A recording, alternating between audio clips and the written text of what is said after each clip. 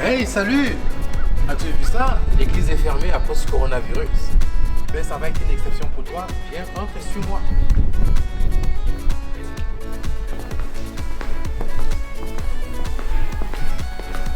Alors, bienvenue dans cette magnifique église des Saints-Martyrs canadiens.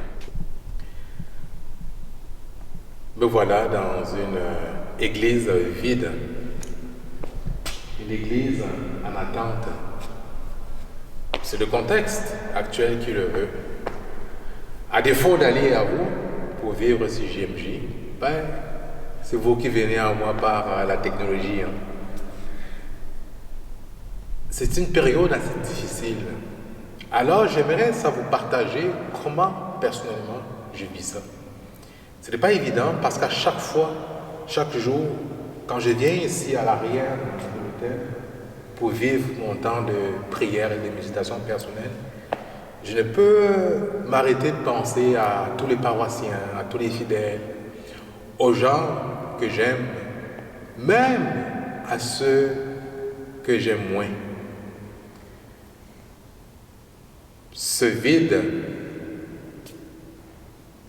suscite en moi l'envie et encore l'ardent désir de vous serrer tous et toutes dans mes bras.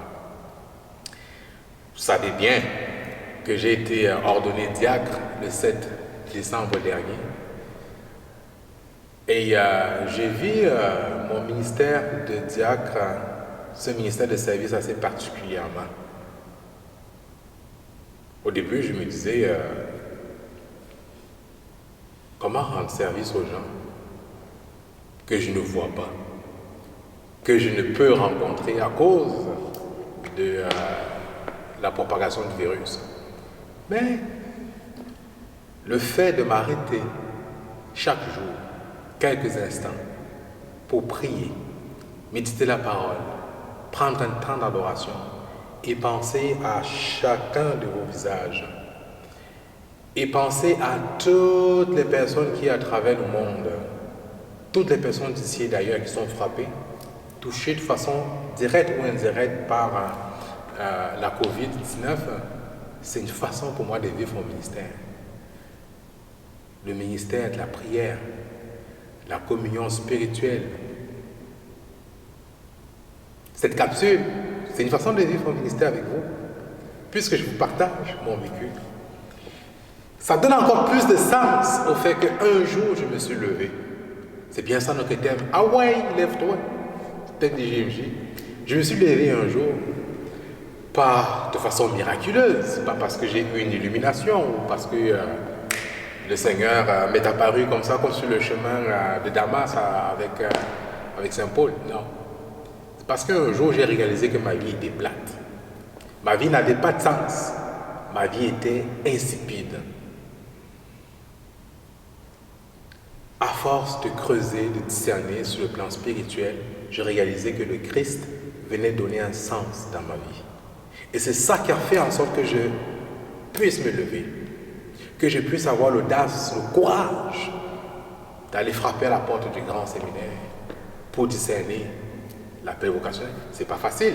Ceux et celles qui pensent que c'est facile, alors les gars, je vous lance le défi. Allez frapper à la porte du grand séminaire. Allez frapper à la porte des communautés religieuses et engagez-vous. Vous verrez que ce n'est pas facile. Je me suis levé. Voilà comment je me suis levé. Voilà comment j'ai décidé un jour de me faire violence parce que je trouvais que tout était plate dans ma vie professionnelle, à tous les niveaux. Et vous pouvez poser la question à plusieurs amis qui me connaissent. Certains me disent « Hey, t'es pas pareil comme avant. Il y a quelque chose qui a changé chez toi. » Ben oui, c'est normal. C'est normal. Je me suis fait violent, je me suis levé. J'ai osé. Je suis sûr que parmi vous, il y en a plusieurs qui se posent la question de la vocation, mais qui n'osent pas. Qui n'osent pas se lever. Pourquoi? À cause des regards des gens, à cause des critiques, à cause des conformismes. Aujourd'hui, on dit, ça n'a plus de sens de donner sa vie à Dieu. L'Église n'a plus de sens. Pour beaucoup.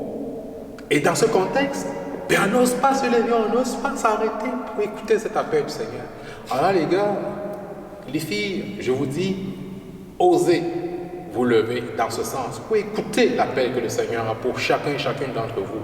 Peu importe que ce soit dans la vie conjugale, que ce soit dans la vie religieuse, comme vierge consacrée, comme laïque consacrée, osez. Mais pour ça, tout part d'abord de l'intérieur. Sans une vie de prière, une vie spirituelle, une vie enracinée dans le Christ, tout ce qui se passe à l'extérieur, là, c'est éphémère. Et la situation qu'on vit actuellement reflète et nous fait vraiment plonger dans le concret. Je prends un exemple. Le Premier ministre a annoncé que dimanche, les épiceries vont devoir fermer pour que les gens puissent se reposer. Alléluia, merci Seigneur. Enfin, même si ce n'est pas pour des raisons religieuses, on place le repos. On se rend compte que c'est important de s'arrêter. Et moi, j'écoute plein de personnes parler à gauche, à droite. Les prises de conscience. Puisse cette période nous permettre à chacun, à chacune d'entre nous, de nous arrêter, de se reposer, de plonger à l'intérieur de lui, d'écouter le Seigneur qui parle, d'écouter l'appel qu'il a pour toi et oser te lever, le suivre et répondre. Maintenant, suis-moi, tu vas m'accompagner dans ma préparation pour l'Eucharistie tout à l'heure.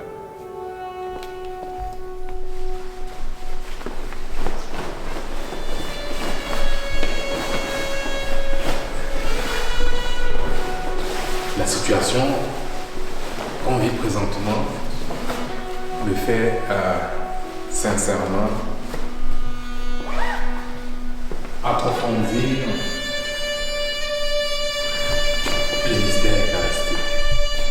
Et à chaque fois que je m'habille et que je me prépare avec le curé pour proposer des célébrations en ligne, on le fait avec le même sérieux, avec la même préparation que si on avait été en présence des fidèles. Lorsque je porte cette étoile diagonale, ça me rappelle vraiment ce pourquoi je me suis levé, ce pourquoi je me demande le sens du service. Pour l'instant, j'essaye de servir comme je peux. C'est ça, le dalmatique qu'on porte comme diacre. Ça symbolise le service. Le service pour le peuple de Dieu. Le service pour tous les hommes, toutes les femmes de la terre. Ben maintenant, je vais rejoindre le curé pour la célébration de la messe. Ben, je vous dis union de prière, je vous porte dans mon cœur, je vous porte dans mes prières, je vous porte dans mes pensées. Je vous souhaite des très belles journées mondiales de la jeunesse virtuelle à distance. Et je trouve que c'est un bon moment qu'on traverse et c'est un bon moment qu'on vit ensemble. Je vous accompagne dans ma prière et je compte sur vous. S'il vous plaît, priez pour moi. Levez-vous, osez vous lever. Ah ouais, lève-toi.